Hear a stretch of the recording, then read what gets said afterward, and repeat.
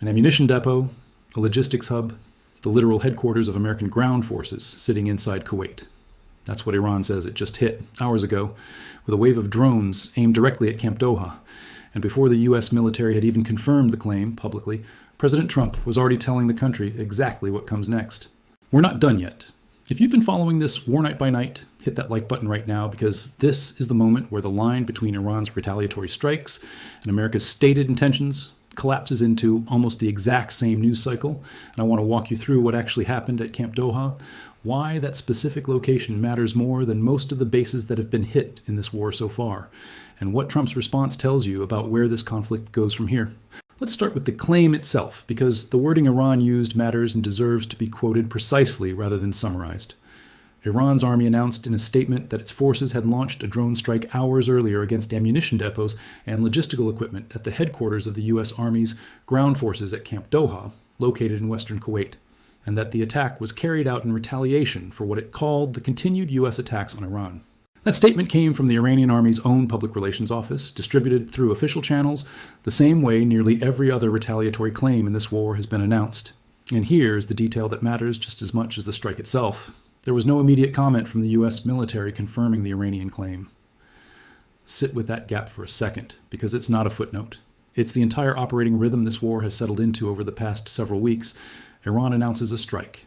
The claim spreads through state media within minutes, and the United States either confirms it hours later, downplays it, or in some cases never directly addresses the specific claim at all, letting satellite imagery, base security footage, or independent reporting fill in the picture over the following day.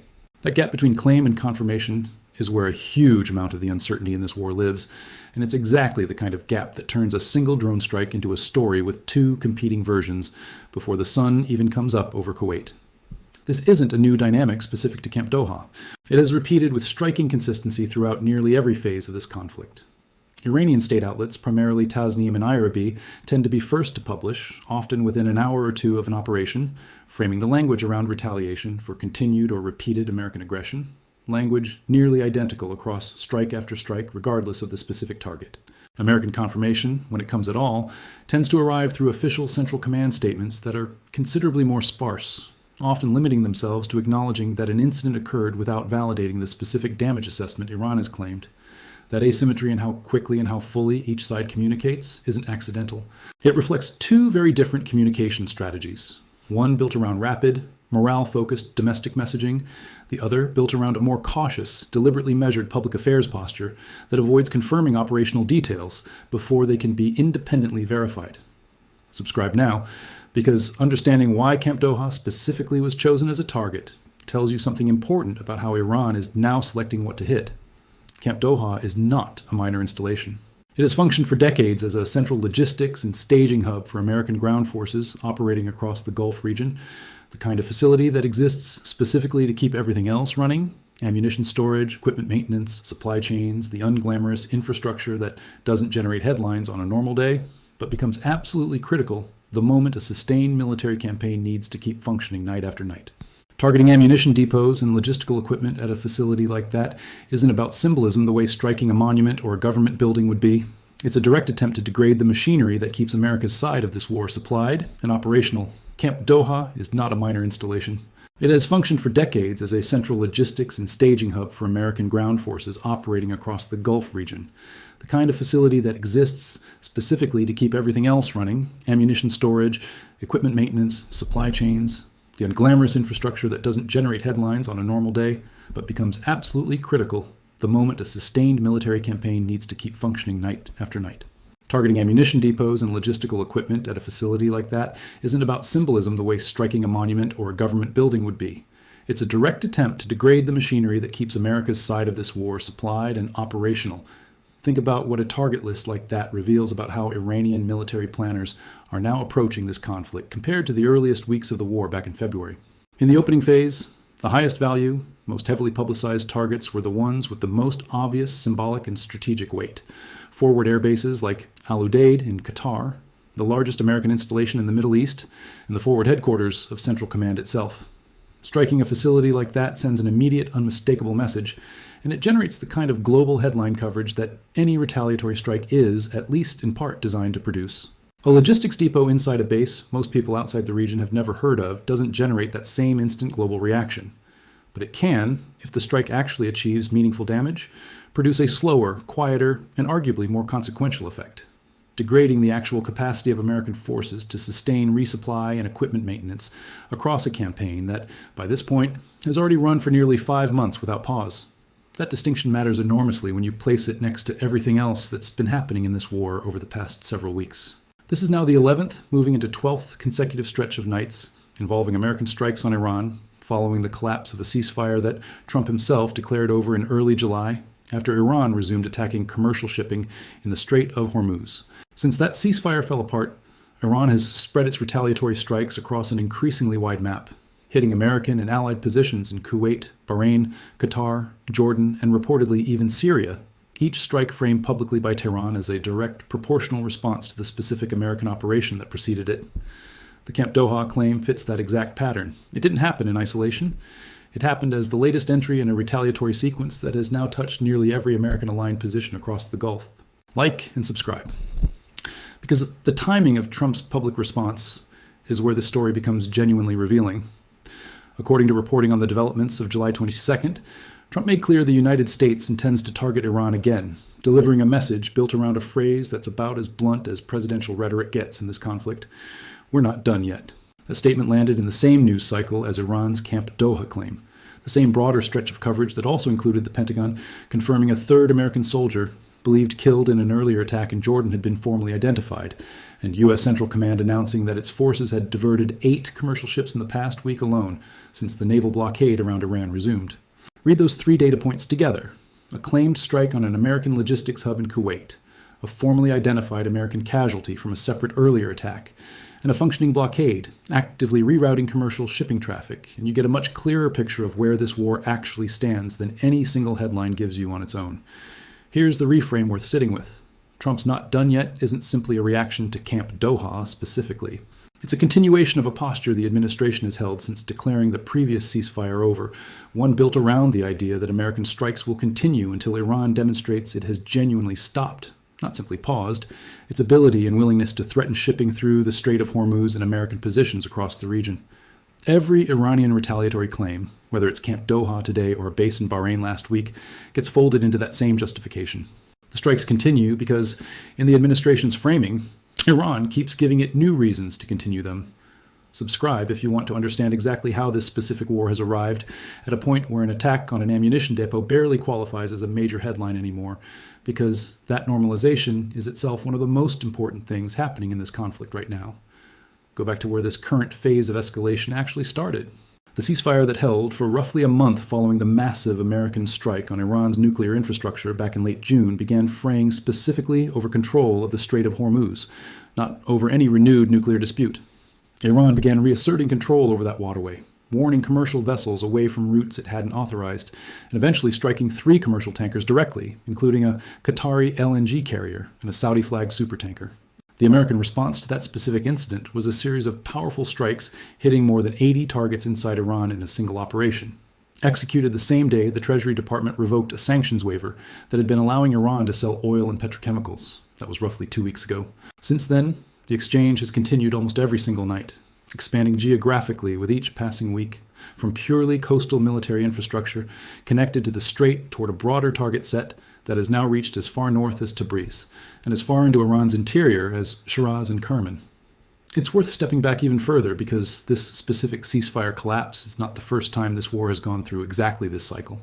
The conflict originally began on February 28th, when the United States and Israel launched coordinated strikes against Iran in what the administration described at the time as major combat operations aimed at eliminating what it called imminent threats from the Iranian regime.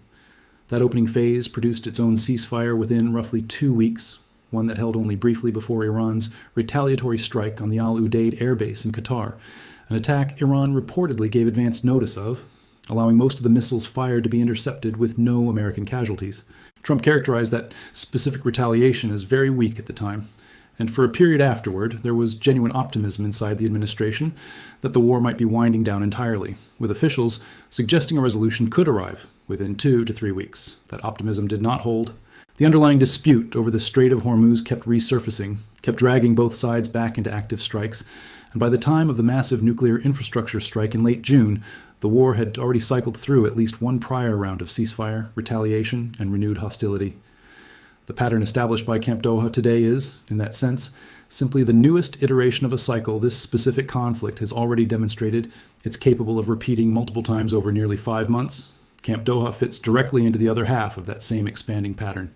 If American strikes have widened geographically across Iran, Iranian retaliatory strikes have widened geographically across the American basing network supporting this campaign, moving from the most obvious, most heavily defended targets like Al Udeid in Qatar toward logistics and support infrastructure like Camp Doha, facilities that matter enormously to the sustainability of a long campaign, even if they don't carry the same symbolic weight as a forward airbase. There's a broader lesson in military history worth drawing on here because this specific kind of target set evolution, moving from high symbolism strikes toward logistics and sustainment infrastructure, is a recognizable pattern in protracted conflicts once both sides accept that a quick, decisive resolution isn't coming. Early strikes in any war tend to chase visibility and immediate deterrent effect.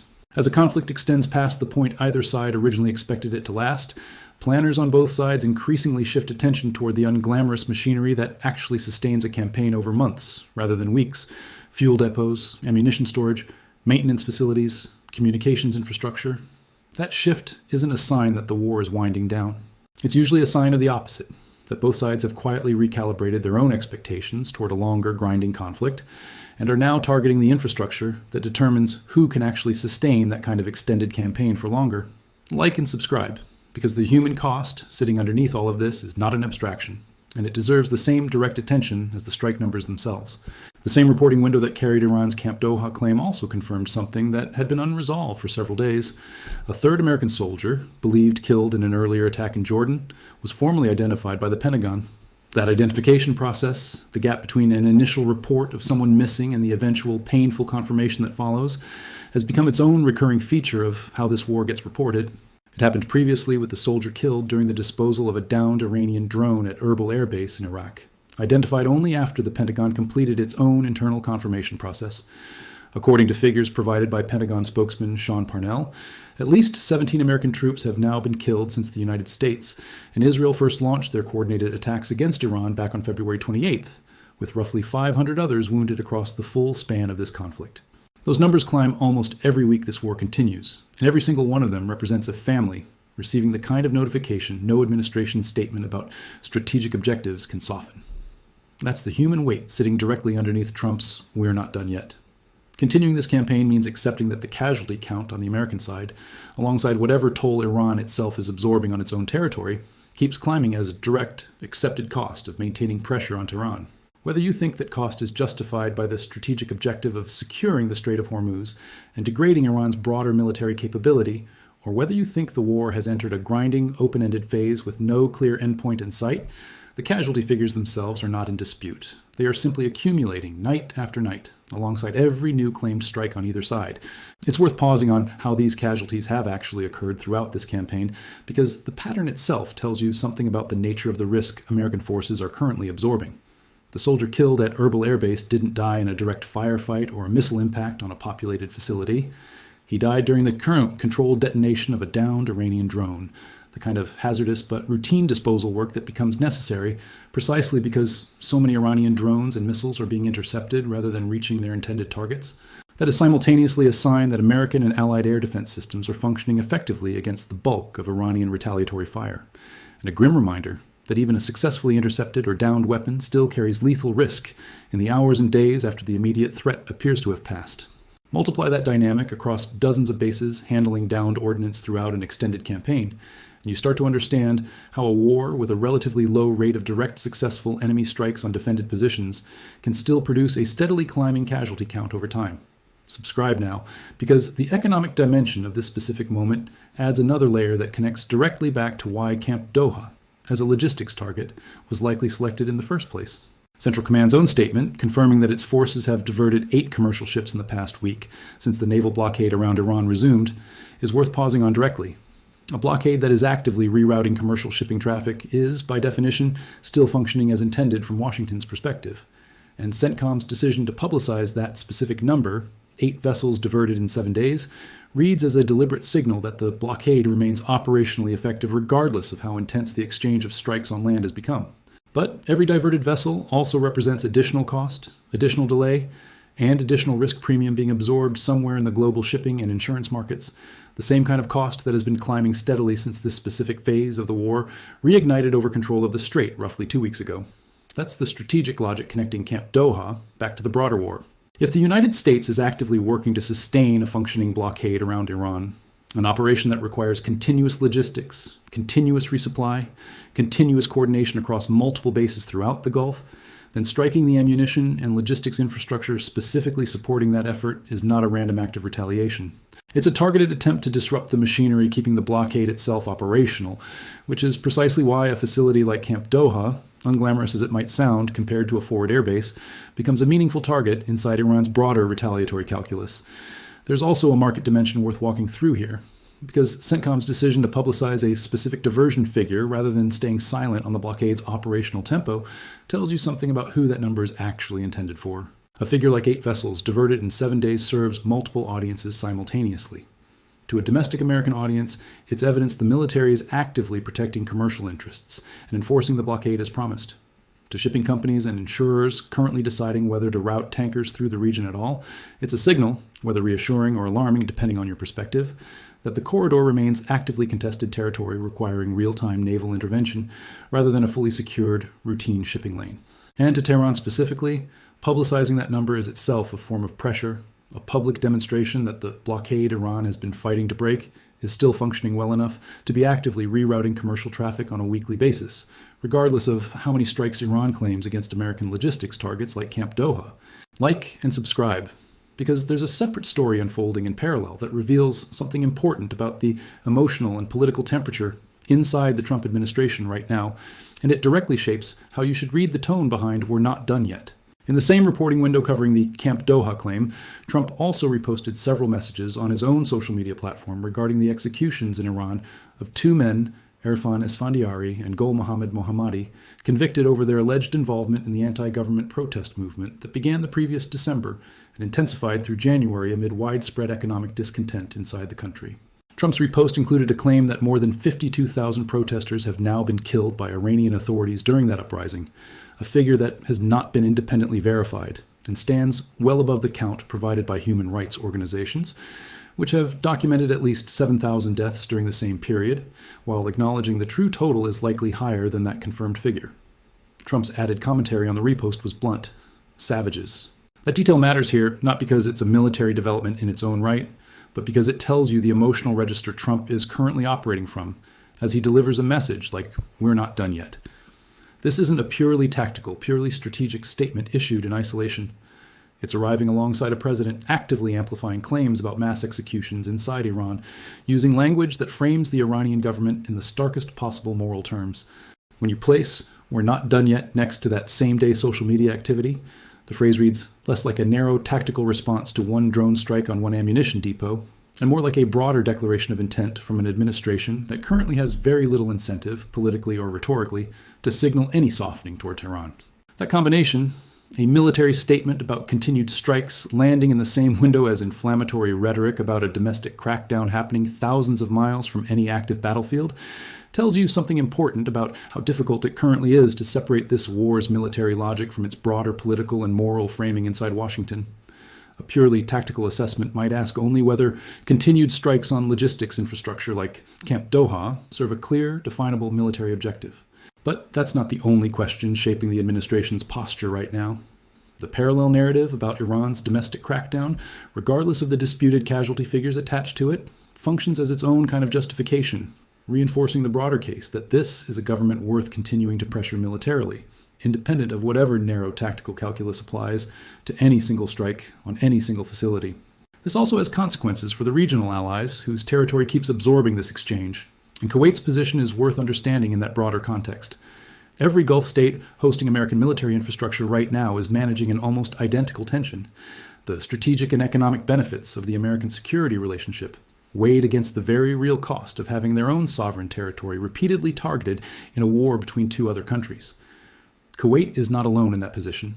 Qatar has absorbed strikes near its capital, including an incident that left a child wounded by shrapnel from an intercepted attack. Bahrain has sounded sirens repeatedly as Iranian drones and missiles have targeted American assets there. Jordan has intercepted missiles aimed at its own territory on multiple occasions. Every one of these countries has issued its own version of a formal protest or condemnation, and every one of them has, so far, continued hosting the American military infrastructure that makes their territory a target in the first place. That collective posture, protest publicly while continuing to host privately, tells you these governments currently judge the strategic value of the American security relationship as outweighing the accumulating cost of being repeatedly drawn into strikes they did not choose and cannot fully control. Subscribe if you want to understand exactly what to watch for over the next several days, because these are the specific checkable signals that will tell you whether Camp Doha becomes a genuine turning point in this war's targeting pattern, or simply one more entry in an already long list of claimed strikes. First, watch whether the U.S. military eventually confirms or denies the Camp Doha claim directly. The absence of immediate comment doesn't tell you much on its own. That's been the pattern for nearly every Iranian claim throughout this entire war. But a formal confirmation, paired with damage assessment details, would tell you Iran successfully executed a strike against a genuinely significant logistics target, while a denial or downplaying statement would suggest either a failed strike, minimal actual damage, or a claim that was exaggerated for domestic political purposes inside Iran. Second, watch whether additional strikes on logistics and support infrastructure follow this one. If Camp Doha represents a genuine shift in Iranian targeting philosophy, moving from primarily symbolic or defensive targets toward the unglamorous infrastructure that sustains a long American campaign, you should expect to see that pattern repeat at other logistics hubs across the region in the coming days, rather than standing as an isolated incident. Third, watch the language coming out of the White House specifically for any shift beyond "we're not done yet" towards something more concrete. A stated new phase of operations, an expanded target list, or specific new commitments about the scale of the American response. Vague, forward-looking language like "we're not done yet" can hold for weeks without ever escalating into a specific new campaign. A shift toward more concrete, specific commitments would be the clearest signal that this administration is moving toward a genuinely new and larger phase of this war, rather than simply maintaining the current nightly pattern. It's worth noting that this administration has shown, over the previous 5 months, a genuine willingness to alternate between escalatory rhetoric and periods of relative restraint, depending on how the underlying situation on the ground develops, which means we're not done yet. On its own, it tells you less about the specific next move than it does about the current baseline mood inside the White House, as this particular news cycle unfolds. Fourth, watch the CENTCOM shipping diversion numbers in the coming week. 8 vessels diverted in 7 days establishes a baseline. If that number climbs significantly in the week following the Camp Doha claim, that tells you the blockade is either tightening in response to the broader escalation, or that more shipping companies are simply losing confidence in the safety of the corridor, regardless of what the blockade itself is actively doing. Fifth, and this is the one worth paying the closest attention to, watch the American casualty count. 17 confirmed deaths and roughly 500 wounded is the figure as of this reporting window. Every week that passes without that number climbing meaningfully would suggest the current, more contained exchange of strikes is holding at a survival pace for the deployed American forces in the region. Any significant jump in that number would be the clearest possible signal that we're not done yet, has translated into something with real, escalating human cost on the American side, not simply a continuation of the current pattern at its current intensity. Sixth, watch how Kuwait's own government responds diplomatically in the coming days. Kuwait has already issued formal statements in recent weeks demanding Iran immediately cease what it called illegitimate attacks, and explicitly reserving its right to take necessary measures in response to Iranian aggression against its sovereignty. A strike on an American facility located on Kuwaiti soil puts Kuwait's own government in an increasingly difficult position, caught between its role as host to critical American military infrastructure and its own stated demands that Iran stop treating its territory as a target in a war between 2 other countries. Watch whether Kuwait's language hardens further, whether it takes any independent diplomatic or military steps of its own, or whether it continues to primarily rely on protests and statements while leaving the actual military response to Washington. Seventh, watch whether Iran's own domestic messaging around the Camp Doha claim emphasizes success or restraint. Iranian state media coverage of its own strikes throughout this war has ranged from triumphant claims of significant damage to more measured language, emphasizing precision and proportionality. The tone Iranian outlets use to describe this specific strike in the days following its announcement will tell you whether Tehran views Camp Doha as a genuine escalatory step it wants amplified for domestic consumption, or as a calibrated, deliberately modest response designed to demonstrate continued resistance without inviting a disproportionate American counter-response of the kind that followed the original tanker attacks weeks earlier. Here is the honest, strategic assessment sitting underneath everything covered today. Camp Doha, whether or not the U.S. military ever formally confirms the extent of the damage there, represents Iran continuing to widen its retaliatory target, set toward the logistics infrastructure that actually sustains America's ability to keep this campaign running night after night. That is a meaningful shift in emphasis, even if it isn't yet a dramatic escalation in scale. And Trump's "we're not done yet," delivered in the same news cycle, alongside a formally identified American casualty and a functioning blockade actively diverting commercial shipping, tells you the administration's posture has not softened in response to any of Iran's retaliatory claims throughout this stretch of the war. If anything, the accumulation of claims, casualties, and blockade activity happening simultaneously suggests both sides are currently locked into a pattern neither one appears ready to break unilaterally. That's the uncomfortable truth sitting underneath a headline like this one. An ammunition depot gets hit, a soldier's death gets confirmed, a blockade keeps rerouting ships, and a president tells the country the campaign continues, all within the same reporting window, all treated by both governments as simply another entry in a war that has now run for nearly 5 months with no formally agreed endpoint in sight. Whatever comes next, whether it's a genuine new phase of expanded operations or simply another night added to an already long sequence, the pattern established by Camp Doha and Trump's response to it tells you this war's operating rhythm, claim, casualty, blockade, continuation, is not close to breaking on its own. There's a broader question worth carrying away from this specific breakdown, one that extends beyond just Camp Doha or this particular week of the war. Nearly 5 months in, with a ceasefire that held for roughly a month before collapsing, with casualty counts climbing steadily on the American side and damage accumulating across an ever-widening map inside Iran, what does an actual resolution to this conflict look like at this point, and which side currently has more incentive to reach for one? Iran's economy has been absorbing sustained pressure from both direct military strikes and the sanctions waiver revocation that accompanied the 80-target retaliatory strike weeks ago. The United States is absorbing a steadily climbing casualty count, and the political cost of an open-ended military campaign with no formally stated end condition beyond a presidential decision that could arrive at any point or not arrive for months. Neither side has demonstrated, through its actions over these past several weeks, that it currently views the other's pressure as sufficient to force a genuine change in course. That stalemate, more than any single strike on any single facility, is the real story sitting underneath every individual night of this war, including the one that just added Camp Doha to a list that keeps growing longer with no clear sign of when it stops. If this breakdown helped you understand exactly how a strike on an ammunition depot in Kuwait connects to everything else happening in this war right now, share it with someone trying to make sense of why this conflict keeps grinding forward without a clear resolution in sight. And subscribe, because as long as logistics hubs keep getting hit and the White House keeps saying we're not done yet, you're going to want the version of this story that explains the connection before the next headline arrives.